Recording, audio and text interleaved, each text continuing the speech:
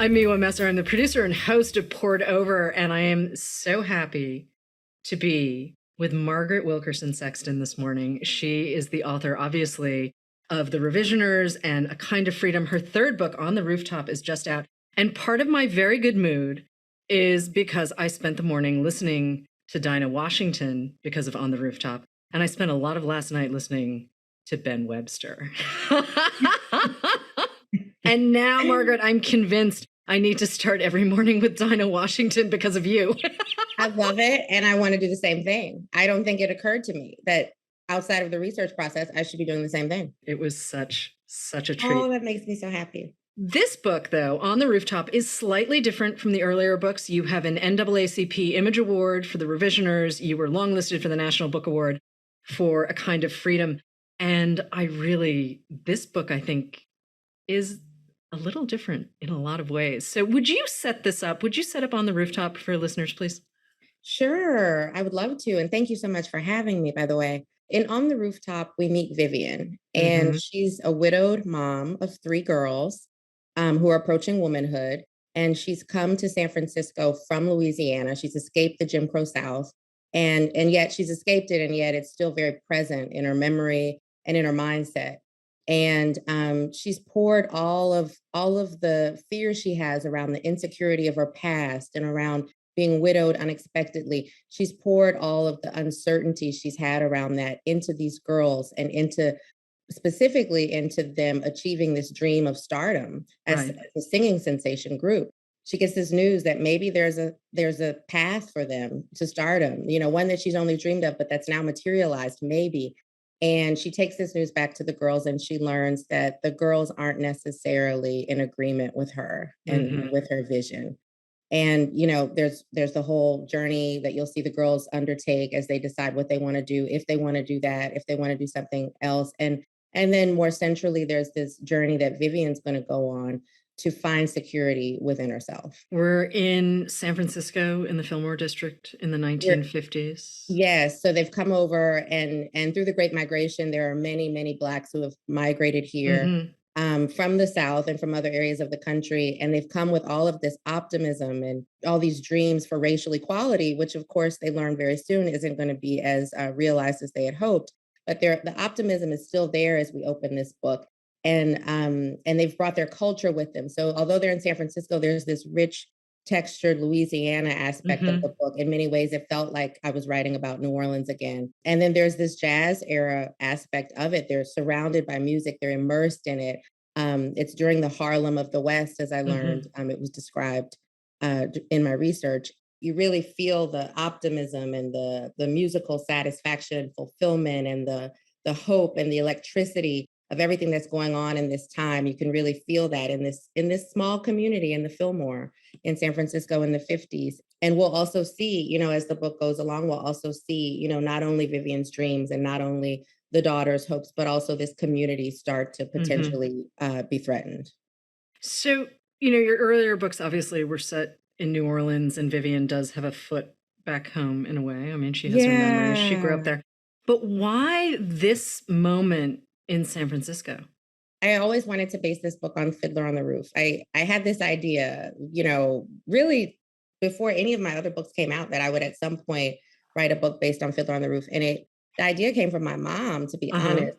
Her idea was totally different. She thought it should be exclusively Katrina centered, and that would be the parallel dislocation. And she thought that the climactic scene would be these people on the roofs of their homes, with signs up saying, "Help me," just as, the images we saw in 2005 in reality. And I just did not have it in me to write another Katrina book. I felt that A Kind of Freedom was, to the extent that I felt comfortable commenting on Katrina because I had moved away by that time. I felt that was my Katrina book. And, we have the Yellow House and we have Jesmyn Ward, and we've had so many people who have passed really meaningful commentary on that storm. And I'm sure there's more to come, but I just didn't feel like that was my ministry, really, period. But it's specifically in the time that I was writing this book, because I was writing it during the pandemic. And I feel like I was just depressed enough as it was. And I didn't need, as we all were, nothing over the top, but just we were all really struggling. And, my family was relatively privileged and everything was fine. But we still, there was, of course, just this feeling of melancholy that just, overwhelmed the country and the world. And I felt that I didn't want to be wallowing in that feeling in the time that I create, where I can just be in solitude and where I can really be in charge of the mood. Like this is, writing a book, or any kind of creative activity. That's the time when you really are in charge of the mood, and nobody else can intrude upon that. Nobody else can come in and decide what vibe I'm going to create in that time. And for the first time, I had never had this urge to make it a happy mood. I had truly never had that urge. Like, I'm drawn to books that are sad. I like to create books that are sad. And especially because the commentary that I'm making, usually the social commentary that I'm making, the issues I'm addressing, they deserve the tone of sadness in order to honor the gravity of them, in some ways. And yet, having said that, in this particular book, I think I wanted to combat the feeling that we were already inundated with, and even the feelings that are attached to social justice issues. I wanted to combat the feelings of anger and helplessness and all of that with joy. And I thought, yeah, I'm writing about gentrification and it's the 50s, and these are Black women. They're very limited just because of what we know of history, and yet I want to focus on the aspects of their lives that were positive and that were joyful and that were enduring and resilient. And it makes me so happy that people have picked up on that, because it was a very subtle, it was more of an intention. It wasn't that I did anything like active. It wasn't like, I'm only going to write these scenes where she's happy. It wasn't anything conscious.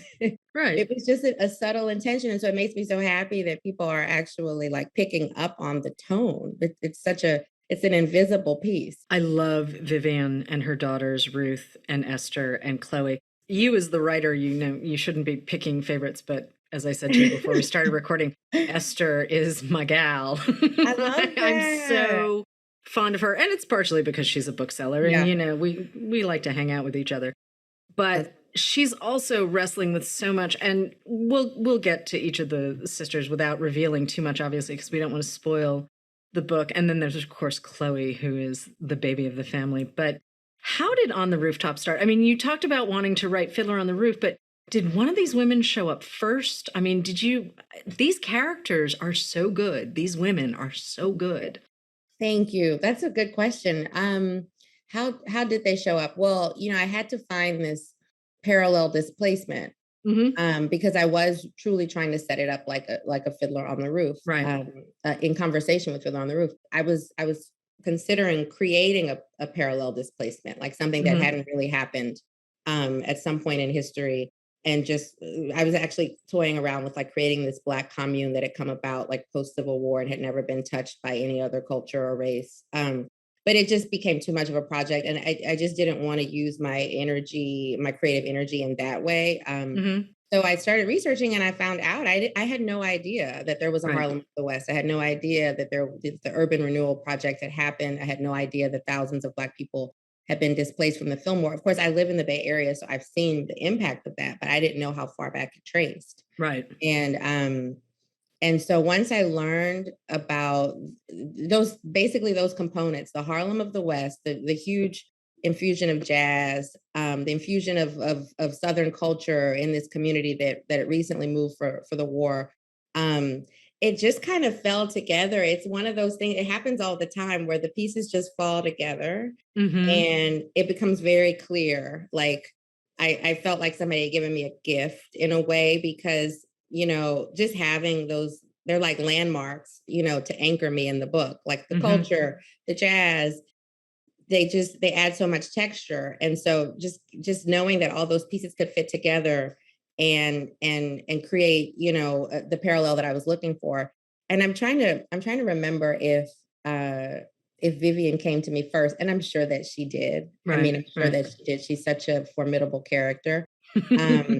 I Originally it was mostly from her perspective. You didn't hear as much from the girls, but I'm glad that we changed that. But I'm pretty sure Vivian came to me first, just kind of this, and I always knew she would be widowed or something, that she would be alone. Well, I needed someone to stand next to Tevye, you know, the main character in Fiddler on the Roof, and so she had to be a very tough character. But there are some ways in which Tevye is a little bit like hapless and controlled by his wife.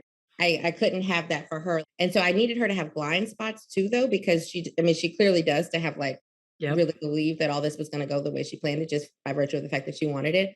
But I wanted her blind spots to be endearing and to not necessarily detract from this, from this force that she is. She's also a woman of her time. She is very much of this place, of this time, of her social standing. Yeah, that's true. She ends up in a relationship with the preacher, who I'm going to point out as a guy who basically could not make his own dinner. And if it weren't for his congregants bringing him dinner, he might be a little out of sorts. And her first response is, never occurred to me to bring you dinner. I love that. It's such a great moment. Isn't that funny? And it's like, dude can't make ice. I mean, he can't make ice. And yet, I mean, he gives a lot of impassioned sermons throughout the book. And he's obviously very good at what he does, but he's not particularly great at taking care of himself. Right.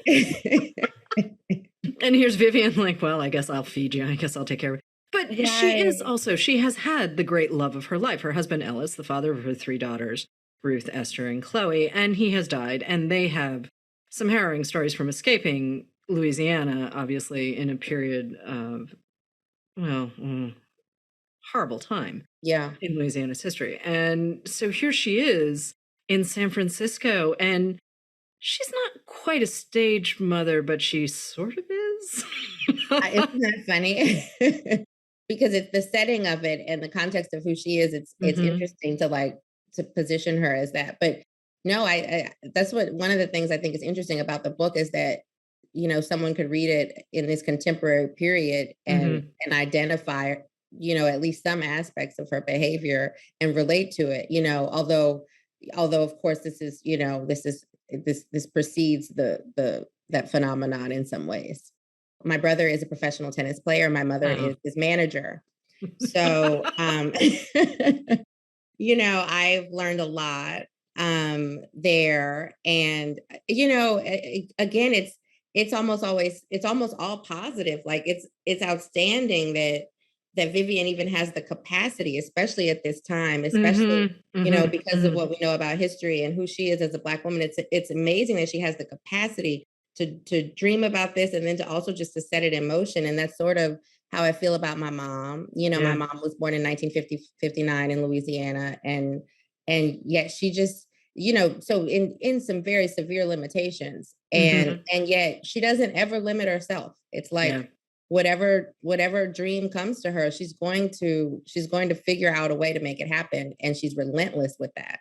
And so without realizing it, although I think my husband realized it when I was writing the book, that it was that I was getting some ideas from my mom. I didn't consciously realize it. I think I was borrowing from some of her traits. Of course, Vivian is very much her own character, but some of those traits, like that, just that relentless, drive, and the ability to draw people into a dream with you is kind of amazing. And motherhood is clearly something that Vivian loves, but also there was never an option for her. She was never not going to have children.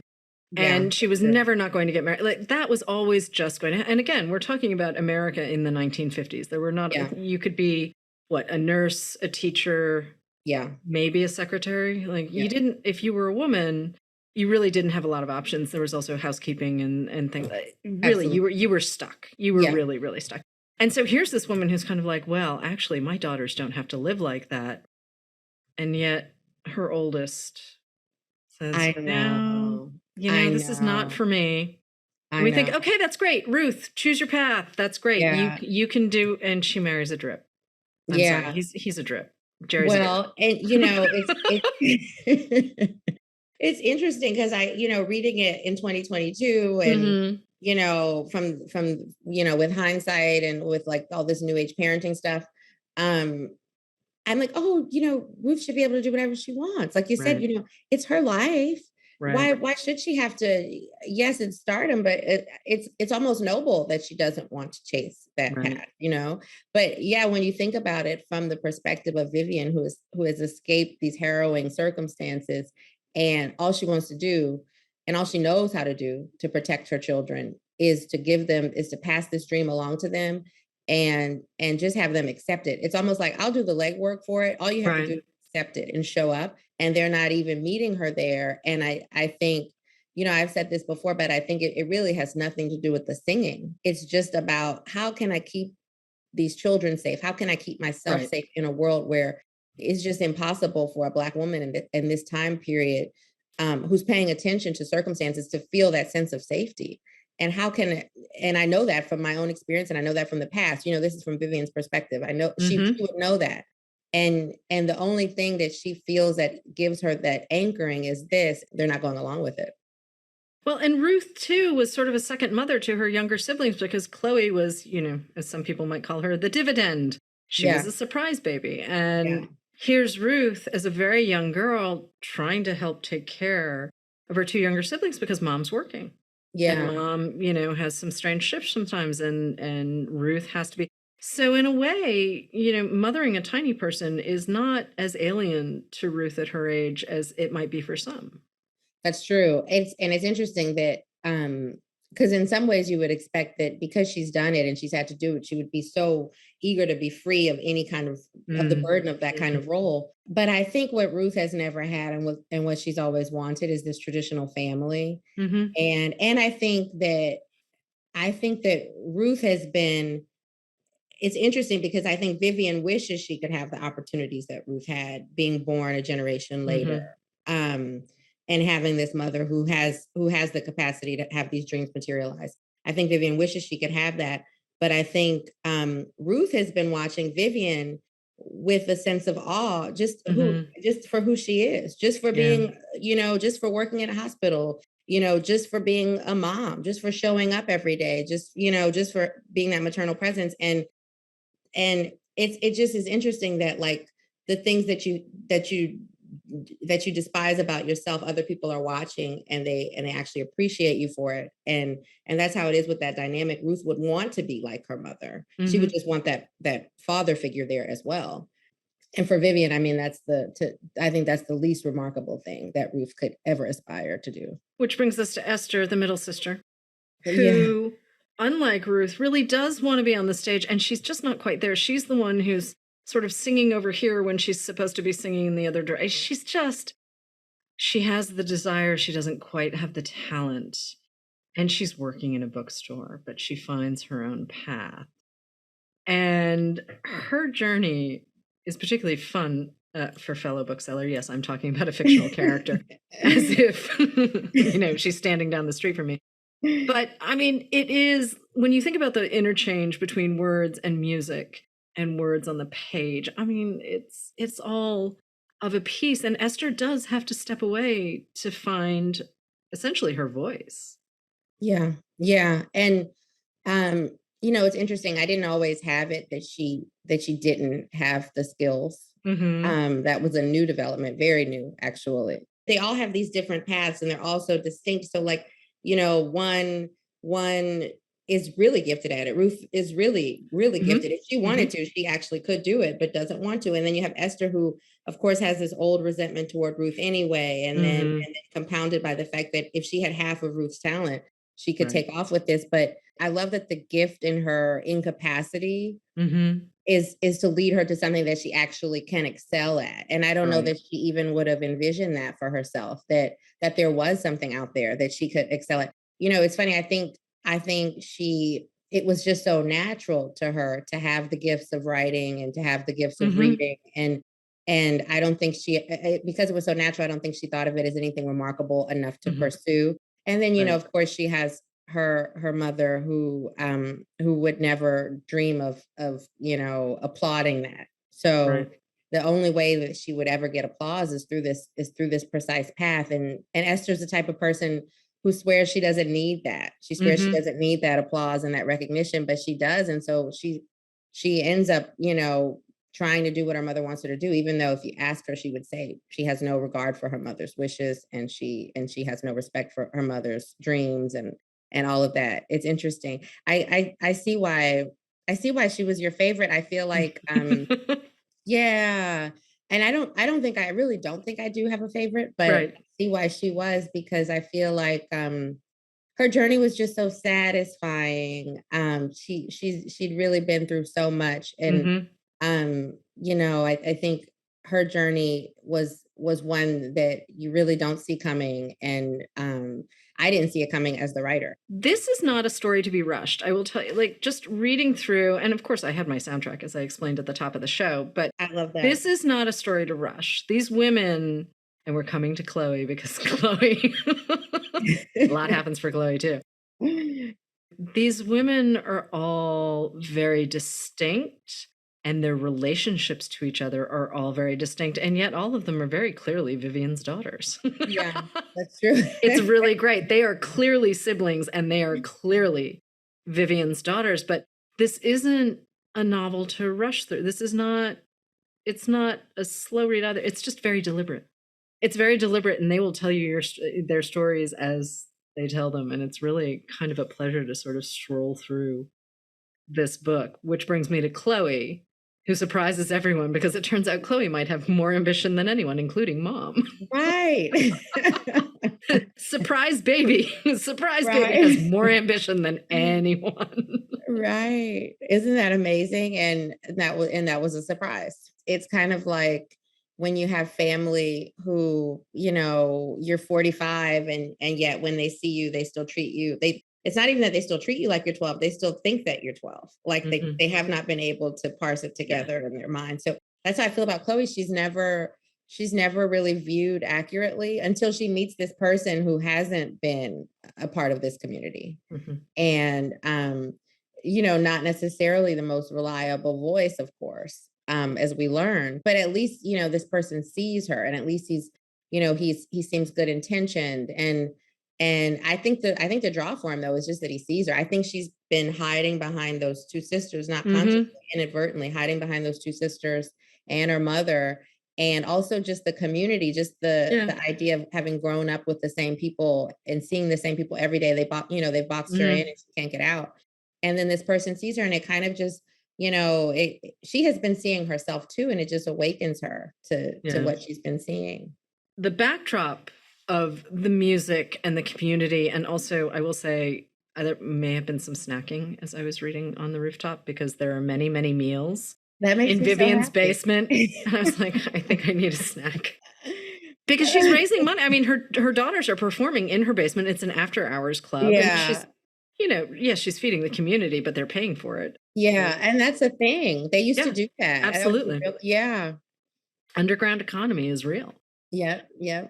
But also urban renewal is coming for San Francisco, this particular piece of San Francisco. And there are hints of it. You don't have it sort of in your face, which I really did appreciate as I was going through. But a character would say something like, so-and-so came by and offered to buy my building, or so-and-so offered to buy this, or so-and-so.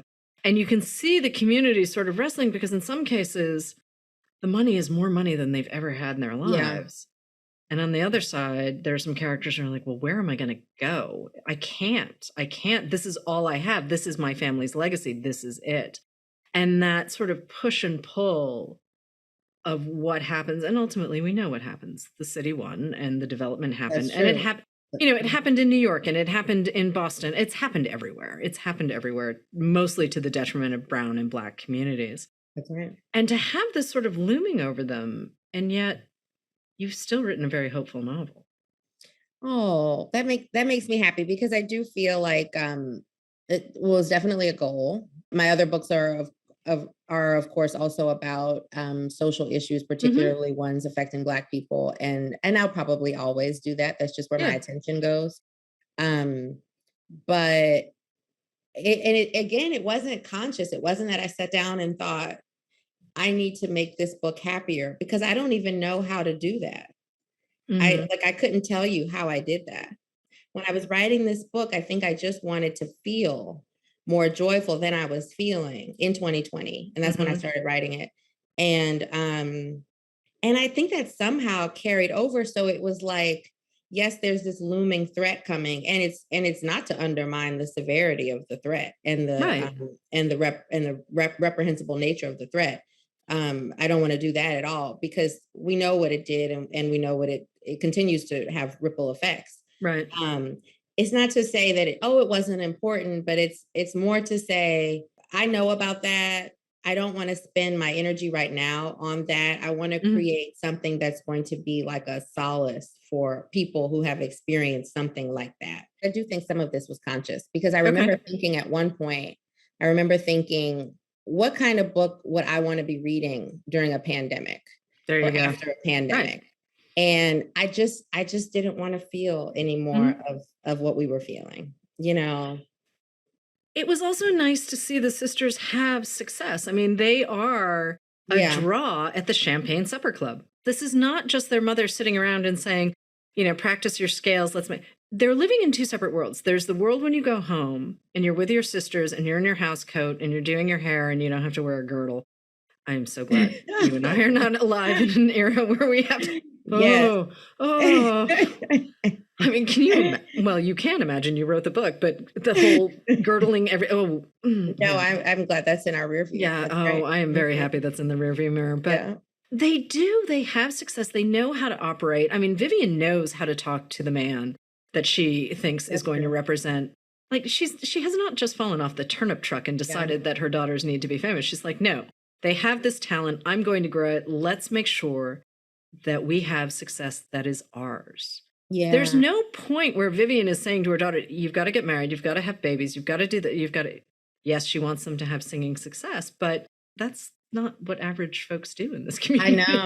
I know. It's amazing. I think she's just this extraordinary person, which is one of the reasons too, like she has to have these blind spots, right? But like, I didn't want to give her too many, because I don't want to undermine the degree of power this woman has. Right. Maybe that's what it is. I mean, she's just so powerful, especially in a time where her power would have been so limited. Her like obvious power would have been so limited, but she has this.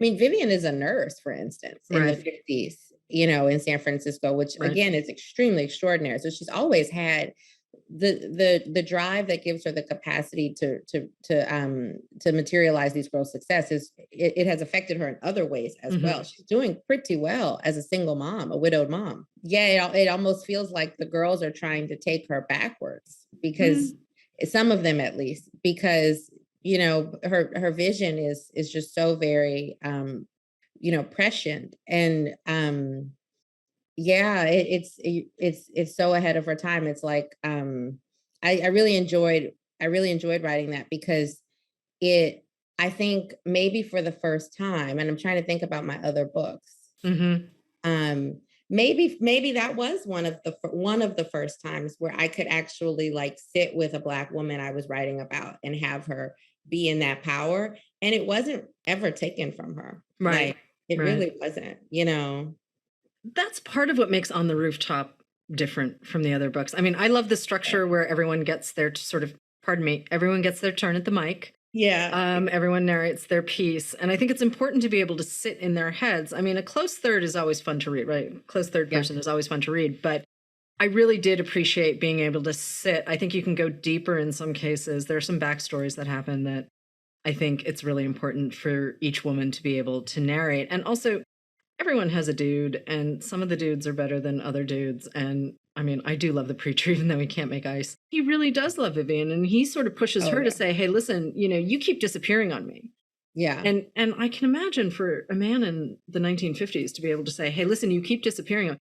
That feels like a radical act, to say, I actually need you. Like, here I am, I'm widowed, and it's very unpleasant for me, but also I really like you. I really, like, he's not playing around. He's just absolutely, he's there in the moment. And it's kind of nice to see this older relationship instead of, because I mean, you know, young love is always fun to see, and sometimes stuff works out and sometimes it doesn't. But watching these two sort of circle around each other, I loved it too. I thought it was so much fun to write. The scene where they're talking about whether or not they love each other, Yeah. that was my favorite scene to write. Yep. Yeah, you nailed it. Like you never see it. You never see, that kind of, well, you don't often see it between two older people. Right. And I liked that he was the one at the helm of it, because Right. again, like Vivian, I hadn't thought about it until this conversation, but she really does retain her power throughout this book. Yep. There's nothing that comes and knocks her off. Yep. And he will not either. Yep. And like you were saying earlier, like she's like, oh, it didn't occur to her to ever bring him food. I love that she's just she's like, I guess I love him. I hadn't thought about it, but now that it's there, okay, sure. But it's not going to, she doesn't need anybody. Right. And, and I love that journey that she takes to realize she doesn't need anybody. And she doesn't even need the sense of security she thinks she needs, that she's grasping for, outside of herself. She doesn't even need that. She has what she needs. We've been talking too a lot about how this book has changed sort of from the earlier books. I mean, structurally, you do like the multiple voices, which I appreciate as a reader. But what did you learn book to book that you've taken into this one? So, was there something you learned writing Kind of Freedom that you used in the Revisioners, and then something from the Revisioners that you ultimately used in On the Rooftop in terms of craft? Because 3 novels in 6 years? Yeah, about that. And a few others that didn't get published. So, I mean, you've been doing this for more than a minute, but it does also take a little patience and a little resilience and a lot of time. Thank you for saying that. And that's such a good question. And it's true. I do write. I have this really irritating habit. I publish a book and then I spend a year working on another book, and then that book doesn't ever get published. This has happened like 3 or 4 times. Wow. Okay. And then I go and write the book that will get published. It's like, I don't know if it's part of my process or what, but anyway, I know I will tell you with this book. I was reading The Vanishing Half again during the pandemic. I love that book. And yeah, me too. I loved it. And I read it twice, and I bought it for people. Not that I needed to, but I did. I thought this book takes place in Louisiana. And, I'm from Louisiana. And I thought this book takes place in Louisiana, but this book really could have taken place anywhere. Like I wasn't as fixated on the environmental descriptions or the surroundings. It was more about those characters. I feel like she really brought me into those characters' interiors. And I just felt like I was almost being anchored by a sense of knowing those characters, and by a sense of being in the world with those characters, if that makes sense. Like, and I think with all good writing, it's going to be like that. Like you almost feel like, oh, I have a new friend that I met who's also going through something similar. And somehow by virtue of learning about her experience, I'm feeling supported and anchored. It felt like that kind of thing. And I thought, I don't think I'm going deeply enough into my characters. That's what I thought when I read that. I thought I get very, very fixated on the research. I was going to say I love research, but that's not even true. I don't love it, but I get really fixated on it. And I think that's something from that I, learned as a lawyer. Right. And it's just like a habit. And I thought, I'm getting so into, researching New Orleans and researching the historical aspect of whatever would have been going on at that time. And I just thought, I think I'm not using one of my superpowers, which I actually love to talk about emotions. Like if you were to come to my house in 5 minutes, we'd be talking about whatever trauma you and I had been through. Like I love that kind of stuff. So like, I thought, why aren't you using that? I mean, I know I've used it. I don't want to undermine the other 2 books because I think, I did that with them too, but I wanted to push it a little bit more with this book in terms of just like connecting with the reader on an emotional level. It's almost like I felt like I was making the books a little bit too intellectual. I wanted my readers to experience what I felt when I was reading Vanishing Half. And I was like, oh my gosh, I feel transported. It was a very difficult time. It was June 2020. And I feel like somehow I've gone elsewhere, and I'm not, I've gone elsewhere, and I feel better. And I just thought I'm going to focus on that this time. And I'm trying to think, how did I how did I do? I tried to just go as deeply as I could, like almost like if I'm having a conversation with someone and they answer the question, but it's not quite is they're not giving me quite enough, Yeah. of what their childhood was like or what it was like with their mother. Like I felt like with my characters, I felt like I just pushed them as far as they could Yeah. go, as far as I could go. I think it's a different type of orientation than I had, a different type of focus than I had for the first Right. two. Can we talk about literary influences for a second? I mean, Sure. I'm so delighted that you love The Vanishing Half the way I do. I mean, there's that opening scene when we're in Los Angeles and the sister who's been living there is in her pool, and the melancholy is so deep. And you're just like, okay, I'm in, I'm here. But that's the whole book is terrific. But that one particular scene, that I carry that around. But, that's one way I think in conversation with the characters to get more out of them is to just kind of like push them into these harrowing situations for them. And, I'm thinking about like when the neighbor, remember in Vanishing Half when the neighbor is across the street, the Black woman. Yep. And it's like, ooh, well, how is this going to go? Yeah. All of it. But okay, so now that I've derailed us and sent us off into Britt Bennett's Vanishing Half, because I will talk about that book any chance I get. You studied creative writing at Dartmouth as an undergrad. Then you got a law degree.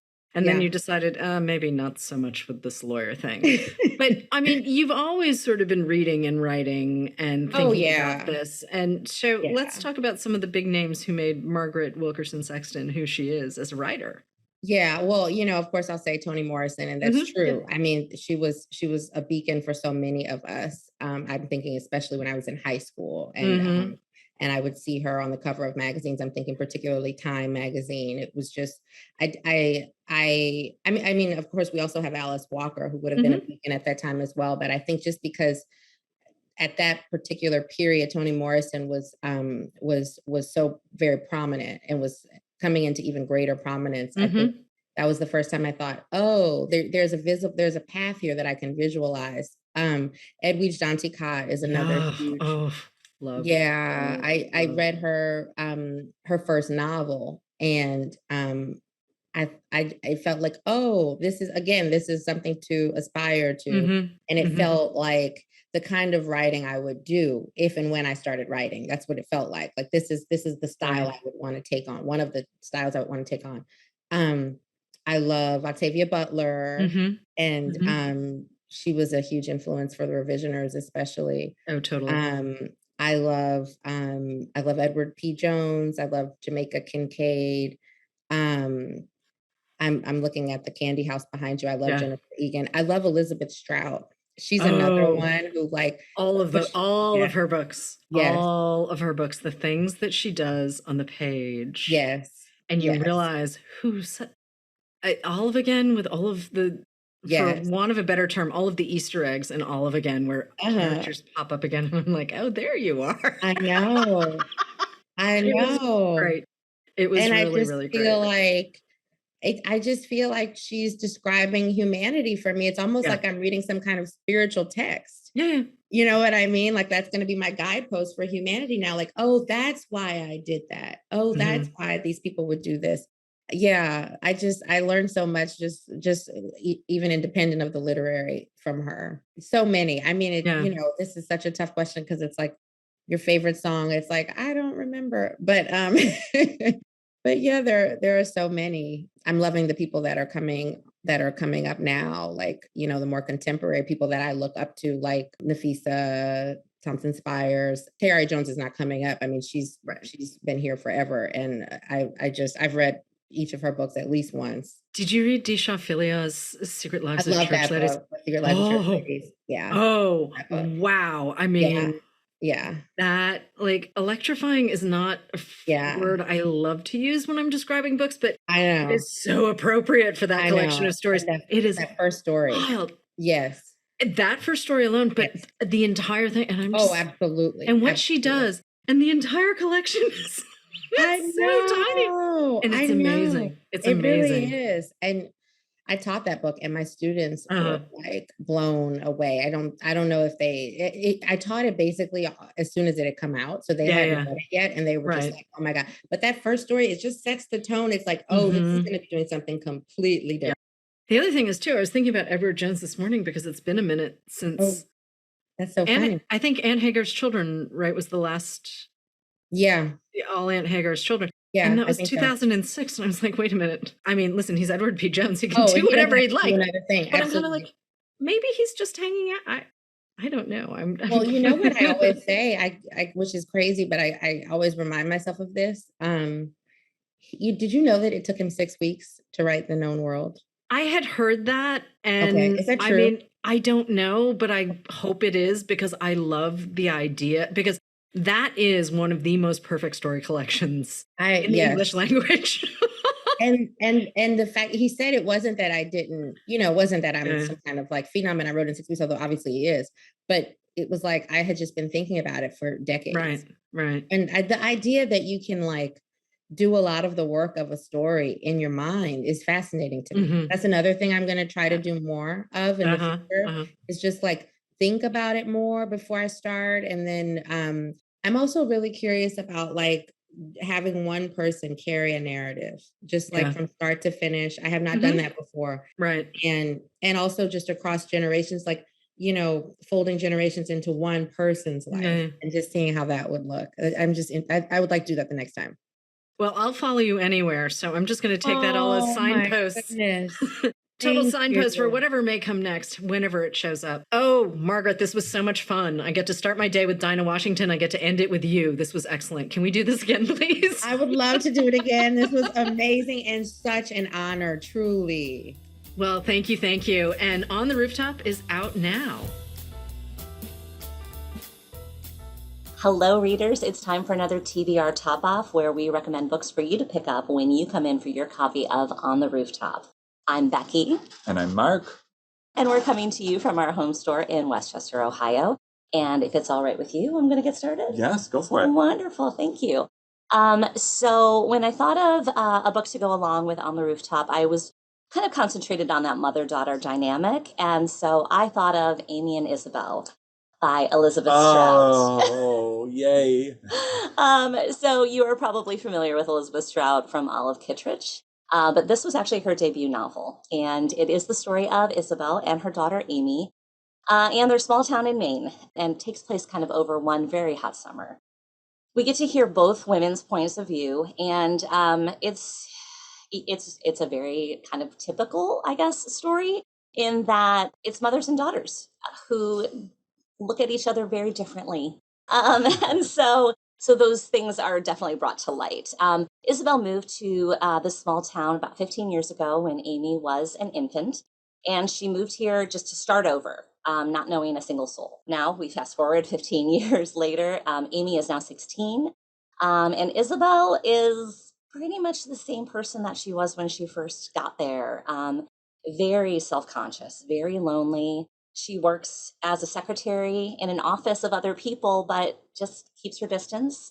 And she really clings to that idea that appearance is everything. She's just a little socially awkward, quiet, reserved. Meanwhile, Amy at 16 is kind of looking at her mom and not really wanting to be like her. She is she's a typical teenager going through her mood swings. She is discovering literature and poetry and her sexuality. And she develops a crush on a substitute teacher in town. And that crush is soon reciprocated. And what happens in the aftermath? The impact on Amy and Isabel's relationship is massive. This book just really explores the idea that despite our best intentions to not be anything like our parents, we a lot of times make the same mistakes that they did. Like I said, this is her debut novel. You will see these characters again later on in her multiverse that she's created. But Elizabeth Strout just does a beautiful job of really capturing that relationship. And I highly recommend Amy and Isabel. Mark, what do you have for us? Oh, I could talk about the Elizabeth Strout multiverse for days. I love her so much. But I'm not here to talk about Elizabeth Strout. I'm here to talk about another incredible author, and that is Zadie Smith. Ooh. Yeah, I decided I was thinking about On the Rooftop, and I thought about music and aspirations, and it made me think of these two characters in Swing Time by Zadie Smith. Smith is a household name, as she should be. She is prolific and wonderful and vital and sublime. I could just give all the adjectives for the rest of my days. This book follows two girls who are aspiring to be dancers. As they grow older, the natural talent of one and the expanding philosophies of the other really pull the two apart and towards unexpected futures. The story is told in multiple timelines, multiple points of view, and it's got a lot of themes about race and fame, wealth and family and history, and the story of these two women and their diverging and converging paths is just astonishing, as expected. It's also filled with a lot of very keenly observed details that I really think nurture that narrative. She just knows how to spin a tale and spin a phrase. I love Zadie Smith so much. And that is Swing Time, so please check it out. Yes. Well, really good choice there. Yeah, I think so. I think we picked two actually really great books. We always do. And I will say, On the Rooftop, I'm so excited to read this book. This story just sounds incredible. I think it's going to be great. And I know that, like, I read they were kind of comparing it to Fiddler on the Roof, but it reminded me a little bit of, like, Dreamgirls a little bit, yeah, too, kind of. I would say, yes. Maybe it's sort of like a neat combo pack, maybe I'd say. Something. But, lovely. Well, anyway, that's all that we have for you today. So thank you for checking in with us. You can always rate and subscribe so that you never miss an episode. And you can follow us at Barnes & Noble. I'm Becky. I'm Mark. And we are coming to you from, like I said, from our home store in Westchester, Ohio. You can follow us at BN Westchester. Or, check us out on Instagram. Yeah, just find us. Exactly. So thank you for tuning in, and we'll see you next time. Thanks, everybody. Happy reading. Bye. Bye. Pour It Over is a Barnes & Noble production. The show is available on Apple, Spotify, and Stitcher. Please rate and review us wherever you listen to podcasts.